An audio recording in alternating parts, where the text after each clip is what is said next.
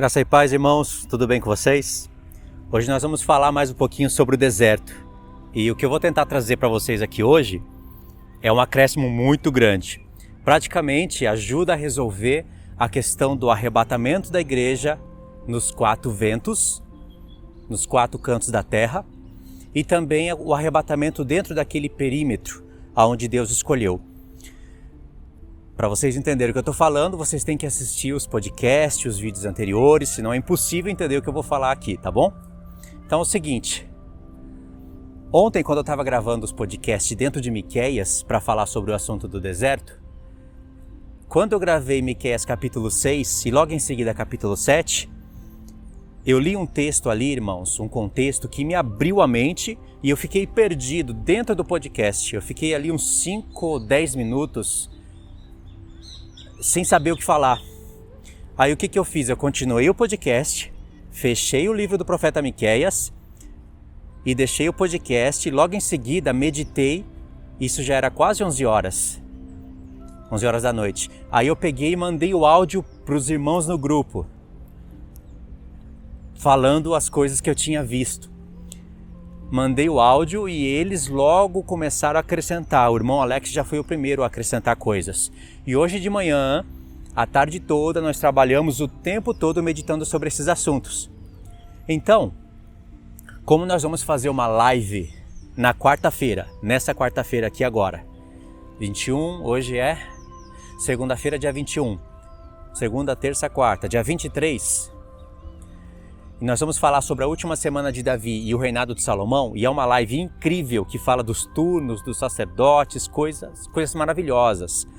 Então eu já vou adiantar aqui para vocês o assunto do deserto, que eu enxerguei ali e passei para os irmãos para ver se eu realmente estava certo. Logo eles viram que estava certo, logo muitos irmãos começaram a mandar áudio e a gente construiu uma mensagem toda coerente. Esse vídeo aqui já fica para a chamada dessa live, da última semana de Davi e do reinado de Salomão, tá bom? Nessa quarta. Se você estiver vendo o vídeo aí em outro momento, o link já vai estar até na descrição. Assista a live, maravilhosa. Então, irmãos, eu vou tentar falar aqui de cabeça, mas vai precisar da leitura. Sem leitura vocês não vão entender o que eu estou falando. Pode até compreender aqueles que estão mais familiarizados, mas não vão entender. A anotação tá ali, tá vendo? Ó. Ali está a minha anotação, só que não dá para ler texto aqui agora, então vou falar de cabeça. Em Miqueias, onde me abriu a luz para entender essas coisas, está justo no capítulo 7. Ali Deus vai falar, o profeta Miqueias vai ser usado para revelar uma coisa muito grande ali, e logo quando eu estava narrando no podcast Miqueias capítulo 7, eu me lembrei ali de Isaías capítulo 12. Isaías capítulo 12 vai falar a mesma coisa que Miqueias 7 fala em relação à ira de Deus. Aí Miqueias ele começa a usar uma linguagem ali interessante, que ele fala que ele se achou, porque Miqueias teve uma visão do Senhor, né?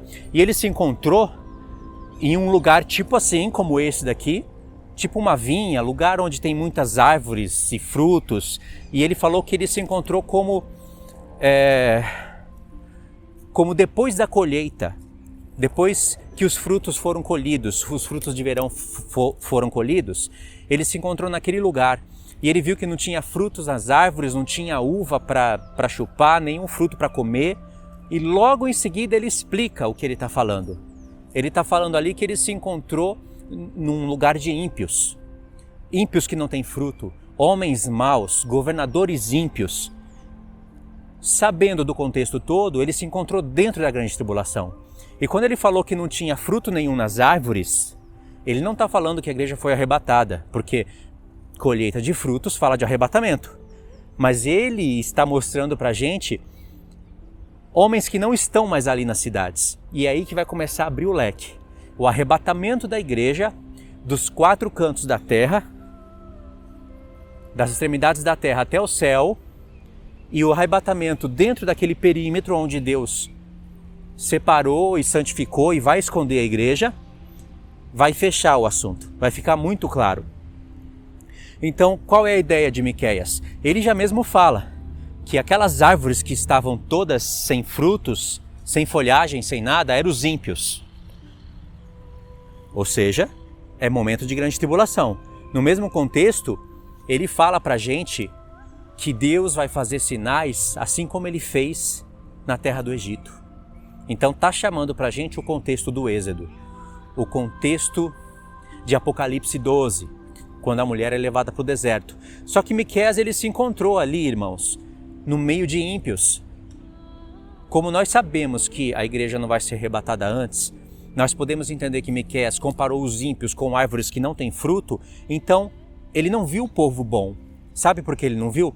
Porque o povo que entendeu a palavra de Deus, não só que entendeu, mas que quando chegou o momento praticou aquilo que havia entendido, se desprendeu dos bens, saiu do sistema, esse povo foi para o deserto. E sabemos que uma grande maioria também foi para Jerusalém profetizar. É uma porção das duas testemunhas. Mas Miqueias estava no meio dos ímpios. E aí, irmãos, tem um texto que ele fala assim, que é texto-chave. Ele fala, sofrerei a ira do Senhor, porque eu pequei contra ele. Que ira é essa que ele fala que vai sofrer? Sabemos que é o tempo da grande tribulação. Mas não pode interpretar de maneira alguma que essa ira são os cálices da ira de Deus. Porém, os cálices da ira de Deus estarão sendo derramados dentro da grande tribulação. Sim ou não? Mas ele disse, sofrerei a ira de Deus porque pequei contra ele, o Senhor vai julgar a minha causa. Ele me tirará das trevas para a luz. E tem coisas que eu não estou falando aqui porque eu esqueci, eu não tenho o capítulo todo memorizado na mente, mas vocês vão ler na sua casa aí. Vê que o profeta Miqueias, ele está confessando o pecado não só dele, mas do povo.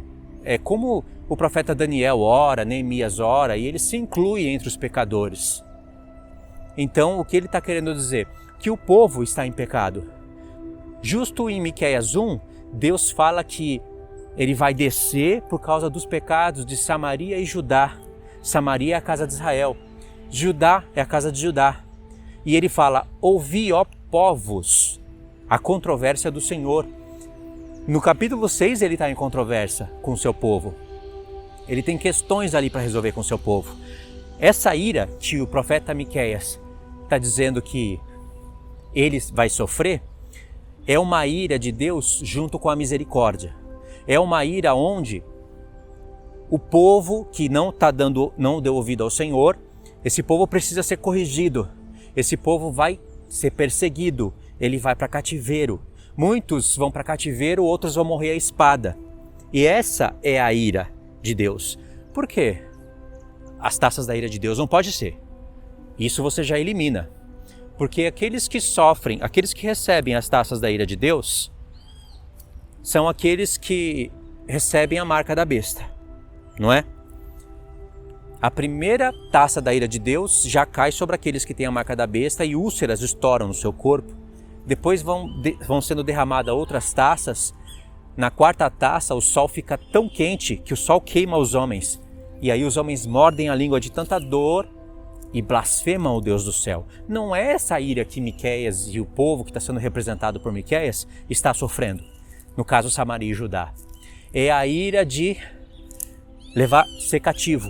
É a ira de, às vezes, ter que morrer à espada. E aí a ideia vai sendo construída. Só que só com esse texto você não tem o quadro completo. Eu me lembrei de Isaías capítulo 12. Em Isaías capítulo 12 é muito interessante vocês lerem isso, que aí vai ter o cântico dos vencedores. Eu falei isso no podcast número 7. Então se você quiser somar esse vídeo aqui com o podcast, vai ficar ótimo. Em Isaías capítulo 12, o povo está cantando um cântico, que é o mesmo cântico que Moisés, Arão e a profetisa Miriam cantaram. Deram para o povo cantar junto com os filhos de Israel quando eles atravessaram o mar. Ou seja, quando Deus tirou eles com asas de águia, levou até o deserto, passou pelo mar, fez a terra abrir a boca, engolir aquele rio que saiu da boca de Faraó, e eles cantaram o cântico da vitória, o cântico dos vencedores. É o mesmo cântico que em Isaías 12 o povo está cantando. Só que em Isaías 12 eles falam assim, ainda que tiraste contra mim, a tua ira passou, a tua ira se retirou. Ou seja, é o mesmo contexto. Aquele povo que está cantando o cântico dos vencedores, eles estão falando que passaram pela ira de Deus. Não as taças da ira. mas eles passaram por dificuldades que no Apocalipse 13 vai ser revelado para a gente como espada, cativeiro. Tipo, aquele que tiver que ir para a espada irá. Aquele que matar a espada morrerá. Aquele que tiver para cativeiro irá. E logo em seguida diz, aqui está a perseverança dos santos. É no mesmo contexto da besta. A perseverança dos santos está em entender que quem tiver que morrer a espada dando testemunho, a espada morrerá. Quem tiver que ir para cativeiro irá. E muitas pessoas vão ficar vivas até o fim. Agora veja bem, Isaías 12 ele é contexto imediato de Isaías 11. Em Isaías 11, logo lá no finalzinho, porque a profecia vem sendo construída de falar do Messias, nascer e resgatar o povo, né? Fala tudo aquilo. Em Isaías 11 fala do reino milenar, aquelas questões que talvez vocês estão se lembrando. Mas lá, para terminar o capítulo 11, o Senhor fala que ele vai abrir o mar, assim como ele abriu lá na terra do Egito. Ele vai ferir o rio Eufrates em 7 canais, qualquer um vai passar com sandália a seco. E pronto, é o mesmo contexto de Miqueias 7, porque em Miqueias 7 Deus fala que vai fazer sinais assim como ele fez na terra do Egito. E lá em Isaías 11 o Senhor está dando um outro ângulo desse momento, que está acontecendo lá em Apocalipse 12. Está pegando o raciocínio? Ou seja, um último êxodo está acontecendo. E aí quando acaba o capítulo 11, lá em Isaías 12, eles têm esse cântico, no qual o povo canta que passou pela ira. Se vocês somarem esses quadros, esses 2 pontos, pelo menos esses 2, vocês vão perceber que a gente tem que interpretar o texto. A ira é a ira da grande tribulação, mas não é a ira das 7 taças de Deus. Então o que está acontecendo?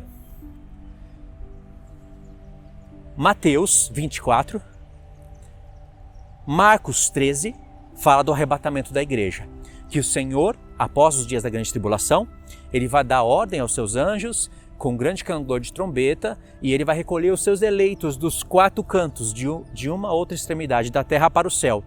E a gente acha que Lucas não está contando, e Lucas está contando também.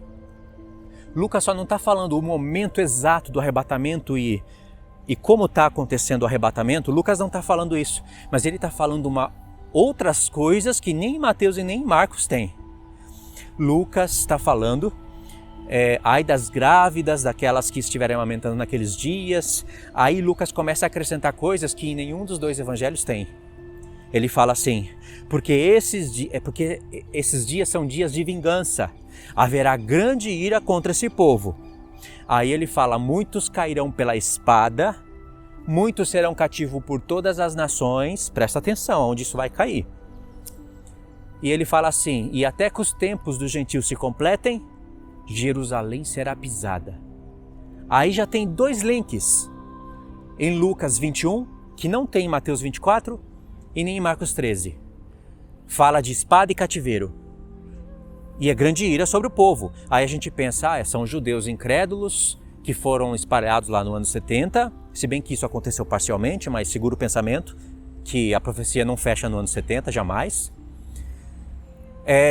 Só o povo incrédulo, o judeu que tem a marca da besta, que recebe um falso Messias e que vai para a espada e para cativeiro. Não é só isso. A grande ira não é a grande ira só a ira de Deus. É a ira do diabo mesmo contra o povo.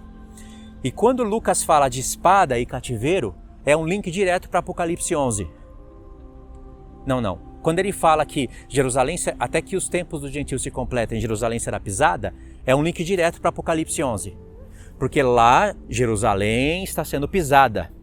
Eu sei que lá fala do corpo espiritual, João recebe um caniço para medir o altar e os que nele adoram, fala do corpo humano, eu entendo isso perfeitamente, nunca deixei de entender isso, e isso é o que a profecia está falando mesmo. Só que não anula a Jerusalém lá, sendo pisada, não anula que Lucas está falando que o anticristo vai para a terra de Israel e vai calcar os pés lá. Entendeu? As 2 profecias, essa profecia fala das 2 realidades. Não pode anular, senão você dá abre brecha para a linha pré falar contra. Eles não entendem a parte espiritual, eles só entendem a parte literal. Nós entendemos as duas, porque Deus conjuga o literal com o espiritual sempre. Então Lucas 21 já deu um link para esse momento. E quando fala de espada e cativeiro, já deu um link para Apocalipse 13. Lucas 21 já mandou uma seta para Apocalipse 11 e Apocalipse 13. Porque é onde tem a besta, aonde ela vai calcar os pés em Jerusalém, que é chamado de Cidade Santa. E fala lá em Apocalipse 13, aqui está a perseverança dos santos. Onde? Aonde quem estiver aqui para cativeiro, vai para cativeiro. Quem estiver que morrer à espada, vai à espada. Só que Lucas fala, serão cativos para todas as nações. Aí está a chave. Aonde nós não olhávamos, está a chave. Mateus 24, Marcos 13 não falam isso. Lucas fala. E esse cativo para todas as nações... Tá tocando trombeta, ó. Acho que foi a primeira já. Já estou no deserto. Esse cativo para todas as nações não é só aquilo que aconteceu no ano 70. No ano 70, os judeus refugiaram para os montes, sobreviveram por isso, foram cativo para todas as nações e fica um recado para a gente. Por isso que Lucas foi construído daquela maneira. O Espírito do Senhor sabia como teria que construir o mesmo sermão. Foram inspirados pelo Espírito Santo. Então, mais o cativeiro mesmo, o final, a cidade sendo pisada, a conclusão de Lucas 21, que está em paralelo com Mateus 24 e Marcos 13, só acontece no final. Vai ter um cativeiro. A besta, presta atenção nisso, que isso daqui fecha o pensamento.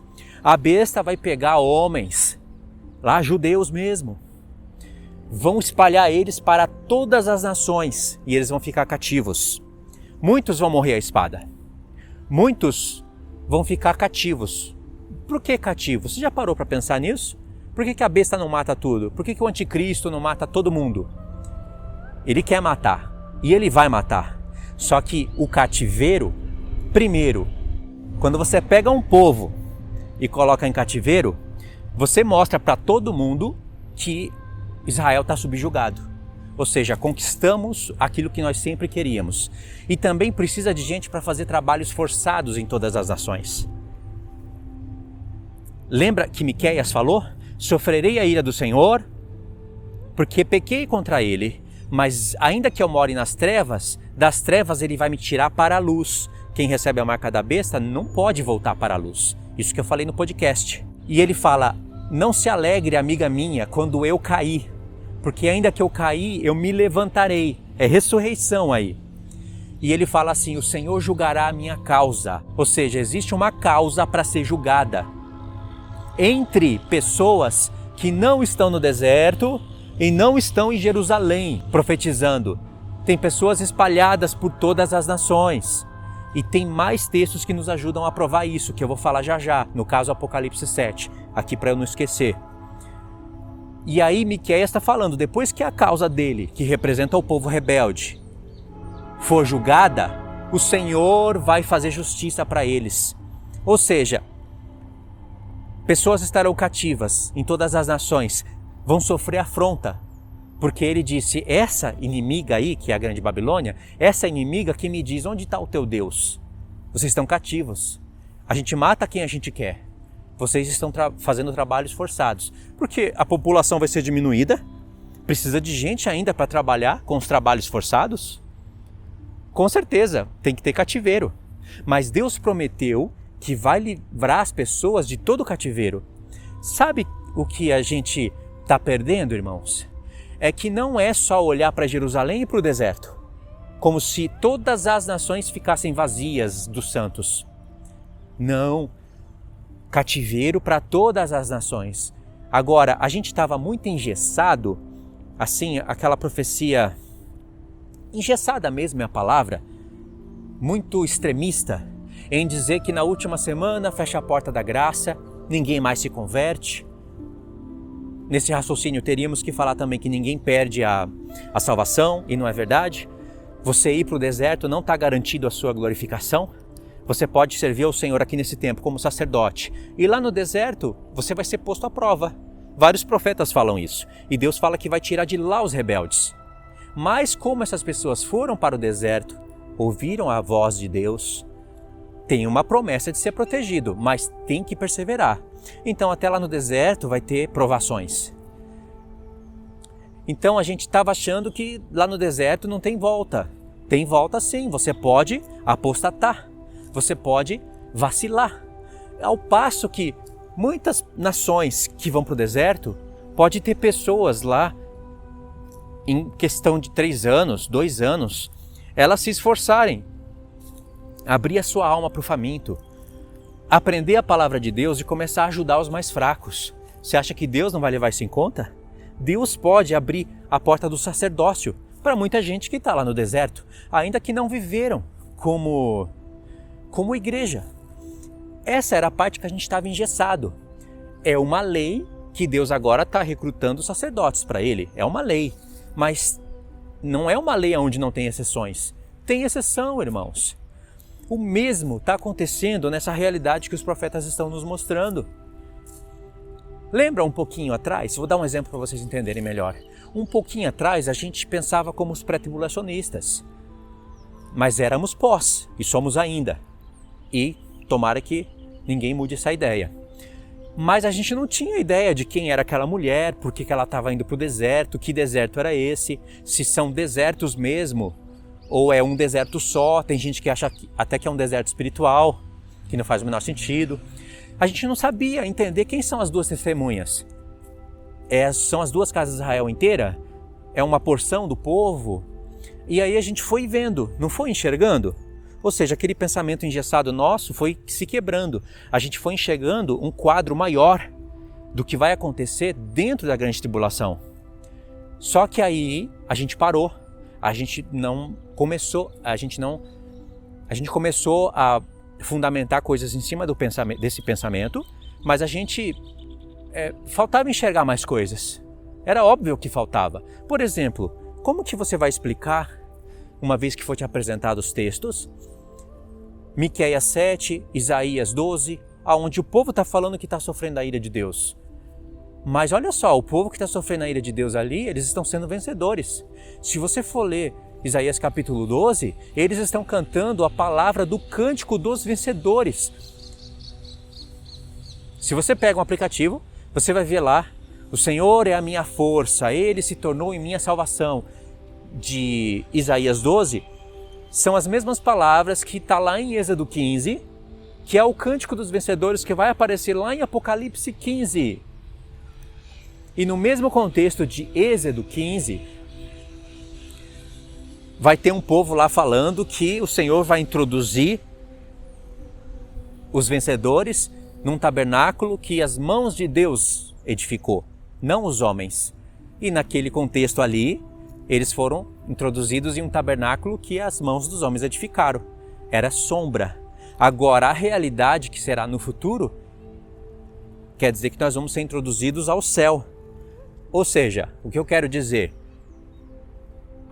Aquele cântico de Isaías 12 não são os judeus que apenas foram salvos que estão cantando. É o cântico dos vencedores. Então, como é que nós vamos explicar isso, sendo que eles estão passando pela ira de Deus? E Miqueias 7? Então, sabendo disso, agora a profecia ela fica mais robusta, ela fica mais lógica. Sabe por quê? Porque Deus está falando múltiplas realidades que vão acontecer no nosso tempo. Nós não estamos estudando sobre o assunto do deserto? Eu não estou me esforçando, lendo, ouvindo e passando para outros irmãos e eles também se esforçando e acrescentando? Por que isso? Porque Deus está interessado em revelar para o povo agora. Primeiro é a teoria, primeiro é onde a gente monta a mensagem, ajusta aqui, ajusta ali. A gente não estava enxergando isso daqui, agora nós estamos enxergando. Mas esse ponto aqui está batendo com esse? Não está. E o que a gente faz? Então nós estamos, pelo Espírito do Senhor, montando a mensagem. Depois que ela estiver do jeito que o Senhor quer, Ele vai espalhando ela pelas nações. Muitas pessoas vão conhecer isso. E aí vai chegar o tempo do Senhor nos pôr à prova. Primeira prova, vamos praticar. Vamos deixar os nossos lares. Nós estamos vendo 10 Reis Unidos. Lembra dos sinais que antecede a última semana? Os 10 reis estão unidos. A ONU já está lá com 10 reis. E aí tem pessoas já se movimentando, indo para o perímetro que Deus falou, que é o perímetro da proteção. Lá de Isaías 27, do Eufrates até o Egito. Aquele lugar é onde está sendo considerado por Deus o deserto, aonde a besta não vai poder tocar. É o momento de agir. Muitas pessoas vão agir. É a fé com obras. A fé é você acreditar e as obras é realmente você largar ali todo o seu trabalho, os seus bens e se locomover para lá. O transporte nós já falamos em vídeos passados. Mas essa é a primeira prova. Depois você vai ter que se manter perseverante lá. Vai ter muitas pessoas para você ensinar, instruir. Vai ter oportunidades de você fornicar no deserto, de você blasfemar, de você adulterar, de você trair, de você roubar, de você xingar. Vai ter tudo isso. Vai ter coisas lindas também, momentos lindos. Pessoas reunidas do lado de uma fogueira, cantando louvores, abençoando o povo, orando, meditando na palavra. Vai ter tudo isso. É uma realidade dentro do deserto. Deus vai fazer surgir João Batistas, no plural, dentro do deserto. Elias no plural mesmo, dentro do deserto. E aí esse povo que foi para dentro daquele perímetro de Isaías 27, a besta não toca. Mas tem muitas pessoas que não vão. Não vão porque são tardias em ouvir, estavam vivendo em pecado. Mas, irmãos, não vamos ficar engessados. Se profecias estão falando que pessoas vão sofrer a ira de Deus, vão ser cativas para todas as nações, então vão ter pessoas cativas, presas até o fim, até a vinda do Senhor. Assim como o Senhor amoleceu o coração de Nabucodonosor para não ferir todo Israel, para ali, para os humildes do povo, ele colocar debaixo do seu jugo, até deu terras. Ali Deus foi mais bondoso ainda, né? Não era o tempo da grande tribulação. Deu até terras para o povo. Assim o Senhor vai fazer com os que forem cativos. Eles vão ser afrontados, porque Miqueias 7 fala dessa afronta. Onde está o teu Deus? Não era o Deus de Israel, o único Deus? Mas vocês estão aqui. Afronta, trabalhos forçados. Eles não vão ter a marca da besta. Não vão precisar ter a marca da besta para comprar e vender, para poder comer e beber. Porque eles vão comer e beber só o suficiente para trabalhar forçado, para ser humilhado. Só que ali eles vão dando testemunho. Fora isso, Deus vai ter profetas separados para pregarem nesses locais, em todas as nações. Acontece que a realidade geral do mundo vai ser mudada. Nós não vamos mais poder usar, se nós ficássemos nas nações, usar transportes, entrar em shoppings para comer e beber, fazer compras. Se você não tiver a marca da besta, você não faz nada disso. Agora, é diferente um povo que está cativo, submetido a trabalhos forçados. Entendeu a separação? E tem mais, Apocalipse capítulo 7, fala que lá tem um povo vestido com vestes brancas e com palmas nas mãos, participante das festas dos tabernáculos. E não são apenas nações salvas, ali são os eleitos do Senhor. Eles vieram da grande tribulação. E diz lá que eles nunca mais vão ter o calor do sol sobre eles, fome, sede. Talvez tenha mais coisas que eu estou esquecendo, porque o Senhor vai estender o seu tabernáculo sobre eles, vai enxugar da lágrima, dos olhos toda lágrima. E da onde eles vieram? Da grande tribulação. Para pensar, eles vieram do deserto? Não, quem vai para o deserto tem a promessa de ficar vivo, se for perseverante. Quem profetiza em Jerusalém, morre. Mas e aí? O testemunho acaba na metade da semana? Não acaba, as pessoas continuam profetizando e morrendo, ao passo que em todos os lugares do mundo terão pessoas vivas até o fim. Agora pensa bem, quando o Senhor Jesus desce do céu, talvez agora dá para fechar o pensamento, quando o Senhor Jesus desce do céu, ele disse que vai ter um grande clangor de trombetas, vai enviar os seus anjos para recolher dos 4 cantos da terra os seus eleitos. Quem são eles? Não preciso agora limitar os 4 cantos da terra a somente aquele perímetro. Eu não estava satisfeito com isso, com essa explicação que eu dei outro dia. Eu disse que era uma das possibilidades. A outra possibilidade era entender que os mortos estão ressuscitando primeiro. Então o Sheol é um lugar muito grande que poderia estar, não sei se essa é a palavra, abrangindo. O perímetro dele poderia pegar os 4 cantos da terra. Era uma outra possibilidade, já que os mortos têm que ressuscitar primeiro. Também não estava satisfeito com isso. Mas agora com esses textos, irmãos, a gente não precisa forçar nada. As coisas se encaixam. São realidades múltiplas. Ou seja, não são apenas 2 lugares proféticos para onde você deve olhar. Ou seja, o deserto e Jerusalém. Não, é o deserto para aqueles que creram, praticaram e foram para lá. Perímetros defendido por Deus. A besta não toca. Aí ela tem grande ira, ela não consegue pegar a esposa que foi para o deserto com asas de águia. Ela vai fazer guerra contra a sua descendência. Jerusalém, tem Apocalipse 11. Mas é só isso? Não é. Tem um povo que sofre a ira de Deus e não é somente em Jerusalém. Eles estão cativos em todas as nações. Então Apocalipse 13 diz: aqui está a perseverança dos santos. Aquele que vai para a espada? Espada. Aquele que vai para cativeiro? Para cativeiro. E se a gente levar em conta o Apocalipse 12, aquele que vai para o deserto, deserto. Compreendeu? E o Senhor, Ele vira esse jogo. Já que os santos foram perseverantes e morreram dando a vida. Pode até ser que não eram sacerdotes, não tiveram vida de sacerdote antes, mas morreram ali dando a vida, dando testemunho, não negando a Deus. O Senhor está vendo isso, irmãos. A gente não pode ficar engessado em alguns textos, sendo que tem outros para a gente trabalhar.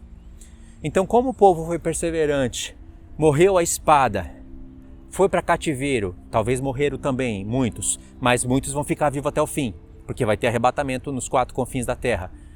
O Senhor vira o jogo. Lá em Apocalipse 19, a besta e os reis da terra estão sendo aprisionados e lançados vivos no lago de fogo. E o restante está sendo morto pela espada que sai da boca de Jesus. Matou a espada? Para a espada vai. Levou para cativeiro? Para cativeiro vai. Entendeu? Lembra quando Pedro ia matar um soldado e aí ele acabou cortando a orelha do soldado? Na verdade ele foi para matar, né? O soldado, eu acredito. Eu não acredito que Pedro era um espadachim. Ele falou, não vai pegar o meu senhor não. Eu vou decapitar sua orelha. E tirou a orelha do soldado. Não, ele foi para matar e raspou na orelha. E arrancar a cabeça do soldado. Aí Jesus fala, Pedro, guarda a espada na bainha, porque aquele que matar a espada morrerá. Viu? Então, irmãos, aqui eu fecho o pensamento. Vou deixar para vocês aí a responsabilidade de ler Isaías 11 e 12, com Miqueias capítulo 7. Leia o profeta inteiro. Lucas 21 com Mateus 24 e Marcos 13. E se quiser ampliar a revelação, Mateus 10. Eu não vou falar aqui mais coisas, embora tenha mais coisas para falar, porque nós pretendemos fazer uma live sobre esse assunto. Eu estou só adiantando a ideia para vocês, para aqueles que ouviram os podcasts passados e viram o sentido em Isaías 27, 26 e 28, e não ficaram completamente satisfeitos, saberem que agora você pode ficar satisfeito. Não está anulando o arrebatamento dos vivos nos 4 confins da terra, mas também não está anulando o perímetro que Deus escolheu para chamar de deserto, porque Isaías 27 é muito claro, ele vai debulhar o seu cereal, desde o rio Eufrates até o Egito. E aí, como que a gente sabe que ali são pessoas protegidas e que ficam vivas até o fim? Porque o capítulo 28, que tem ali um conselho maravilhoso, está até escrito, dá ouvidos ao meu conselho, ou escuta agora o que eu vou falar, que o Senhor é grande em conselho, maravilhoso em sabedoria. Aí ele fala que nem sempre o lavrador está a debulhar o seu cereal, no sentido de passar com as rodas do carro em cima das sementes e triturando elas. Nem sempre. Aí ele detalha mais e mostra pra gente que nessa fala ele tem cereais para colher que não vão ser triturados. Esses são os que ficam vivos até o fim. São primícias. Não são pessoas que caíram na terra e morreram para ressuscitar. É o mistério daqueles que ficam vivos até o fim. Por isso que o Senhor fala, Ele é grande em sabedoria, porque o capítulo 28 está explicando que nem todos morrem. O capítulo 26, o profeta já falou primeiramente, o meu cadáver e os seus cadáveres viverão. Está falando dos mortos que morreram. Às vezes não morreram, dando aquele testemunho para o Senhor, sendo triturados por causa da palavra do Senhor, como no caso, os que vão para cativeiro para todas as nações e que vão ter que morrer à espada. Mas morreram com morte morrida. Morreram cada um na sua geração, entendeu? Mas morreram sendo primícias. Então, tá vendo como tem várias realidades? E no capítulo 28, o profeta está explicando uma delas, que nem todos vão morrer assim. Tudo bem, dentro de Isaías 28, se você ler e entender o que eu estou falando, vai estar falando de pessoas também que morreram. Por exemplo, pessoas que morreram há 10 anos atrás, 20 anos atrás, morreram como cristão, mas não morreram por causa de um testemunho dado. Não foram perseguidos, mutilados, como as pessoas são. Então nem sempre o povo está morrendo dessa maneira. Mas você olhando para o contexto todo, você vai ver que tem pessoas que nem não vão morrer mesmo, porque vão estar dentro do perímetro de Isaías 27. Ou seja, é um texto muito profundo. Há um tempo atrás eu estava enxergando ele somente naqueles que ficam vivos, né? Sim, aqueles que ficam vivos, eu estava enxergando assim. Mas o texto de Isaías 28 também pode estar falando sobre aqueles que vão morrer, mas não morreram sendo triturados como testemunha. É válido também essa interpretação. O texto pode estar falando para a gente. Uns morrem tendo as suas vidas abençoadas, mas morrem.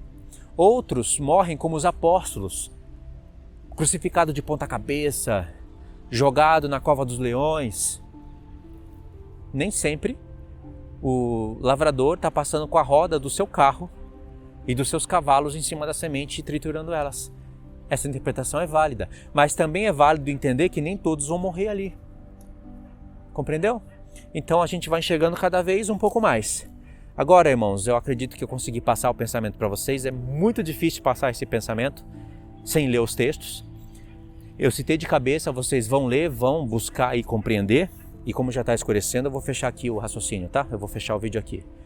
Leia o comentário fixo, leia a descrição. Eu acrescento coisas ali e vou estar pondo para vocês os textos ali. E o que não ficou claro, deixa no comentário. E nós vamos trabalhando e deixando a mensagem cada vez mais lúcida. Acontece que agora nós estamos vendo o arrebatamento dos que não vão morrer dentro daquele perímetro de Isaías 27, o arrebatamento de pessoas que vão estar cativas em todas as nações da terra, os 4 confins da terra. E a diferença entre um e outro é que uns sofrem e outros estão na proteção de Deus. E o arrebatamento dos mortos, seja eles que morreram dando o seu testemunho e sendo triturados, ou sendo os que morreram na bênção. Tá bom? Então, para mim não tem mais contradição nenhuma. E para você? Vou fechar o vídeo aqui então, irmãos. Deus abençoe. Fiquem todos na paz do Senhor.